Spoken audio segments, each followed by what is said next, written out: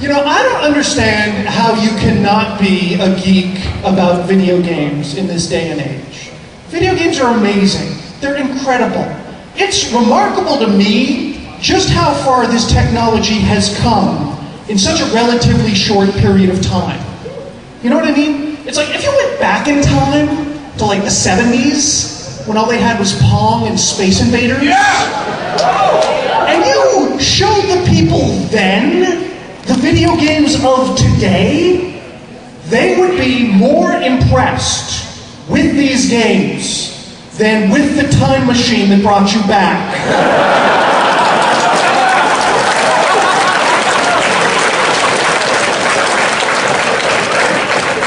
They'd be like, yes, I know I can travel back to Edwardian England. I want to play Gears of War 4. That's the superior technology, you jive turkey. Oh, you get it, because it's the 70s.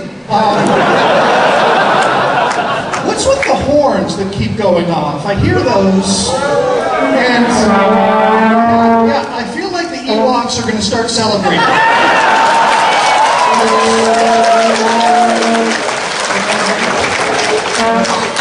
So I'm a real old school anime guy. I'm into the super robot shows of the 70s. Golden Eye era. And for those of you who don't, you know, the super robot shows of the 70s were basically all the same, where you had a young boy or a young man who would pilot a robot, which was basically a walking arsenal. Just tons of weapons. And whenever the pilot would fire one of the weapons on the robot, he would press the button, but also have to scream the name of the weapon as he's firing it. You know, Rust Hurricane! Pressed fire! And it was so consistent that you almost would think that the weapon wouldn't work if he didn't scream the name along with it. Like it was semi-voice activated or something like that. But I figured out that this isn't the case at all. The reason that they were screaming the name of the weapon as they were pressing the button is it's just a fun thing to do. And I realized that by screaming the name of things that I'm doing in real life. I'm in the bathroom shaving, I'm going, hand razor! Getting drinks at a party, going, tropical punch! In my car, high beams! Punchline!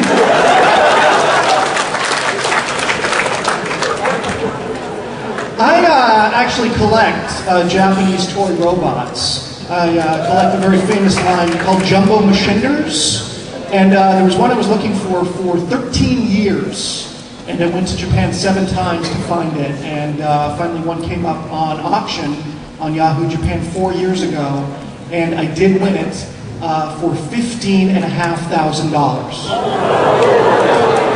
And, you know, I tell that to people, and it surprises a lot of them because I'm a comedian.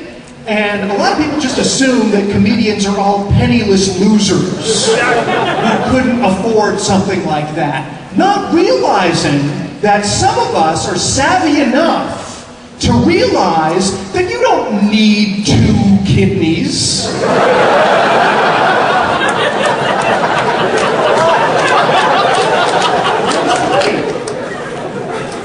So I'm also really into monster movies. You know, from the 50s and 60s. I just love this stuff.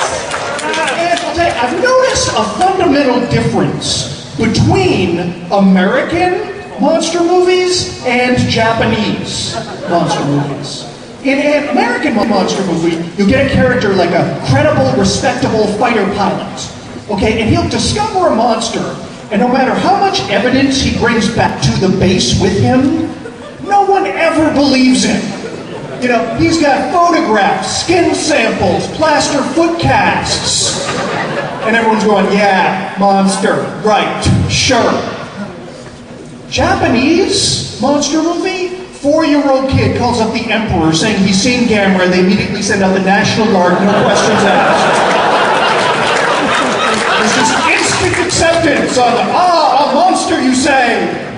Send out the wind-up tanks and the maser cannons immediately. because there's no boy who cried wolf in Japan. So being a big geek, I, of course, blog on the internet. And the thing is, whatever I'm blogging about, other geeks out there in the World Wide Web always feel that they must disagree with whatever I'm saying. Because that's what geeks do. They self-righteously say, you're wrong, and only I have the one true opinion of power. The only one! And I find that I am so sad and lame and pathetic that I will anonymously leave follow-up comments that agree with me. I'm typing in, hey, sorry Darth Voltron, but Tom's right about this one. Batmite could beat Orko in a fight. So, just have to chime in unbiasedly. So I'll end with this. I am married, and thank you. And I'll tell you, whenever you're with the same partner for an extended period of time, the sex definitely becomes less exciting. And the way that people say to spice things up in the bedroom is through role-playing. And, I'm sorry, I've always thought that role-playing is stupid. I mean, really dumb. But finally, I figured, what the hell, I'll give role-playing a shot. So my wife and I are in this orc dungeon. I'm a 5th level cleric, and she's an 8th level paladin. And we come across this frost giant, so I swing, and even though I've got a +3 club, I get a bad roll in the percentile dice, and I miss.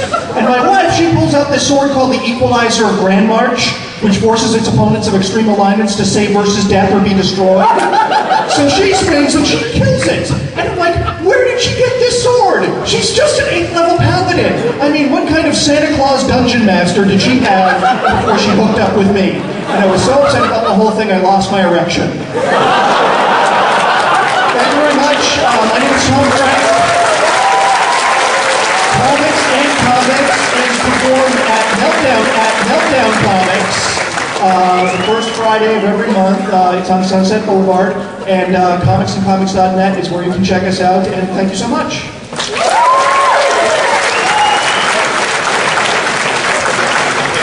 Give it up for Tom.